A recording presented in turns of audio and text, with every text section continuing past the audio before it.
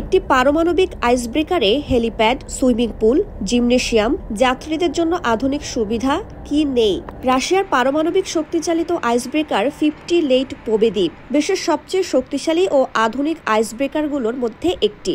এটি আর্কটিকা শ্রেণীর 7ম আইসব্রেকার এবং সোভিয়েত পারমাণবিক আইসব্রেকার ফ্লিটের একটি গুরুত্বপূর্ণ অংশ।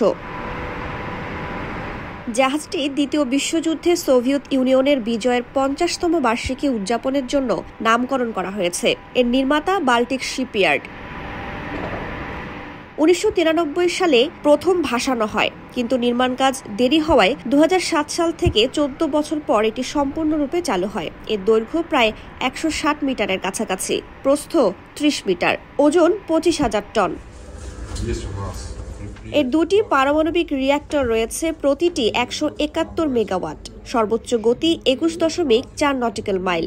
2.8 মিটার পুরো বরফ ভাঙতে সক্ষম এই আইসব্রেকার জাহাজটি। এটি পারমাণবিক শক্তি ব্যবহার করে চলে, তাই প্রতি 5 থেকে 7 বছরে একবার রিঅ্যাক্টর রিফুয়েল করা হয়। উত্তর মেরুতে ক্রুজ শিপ হিসেবে কাজ করে 2013 সাল থেকে।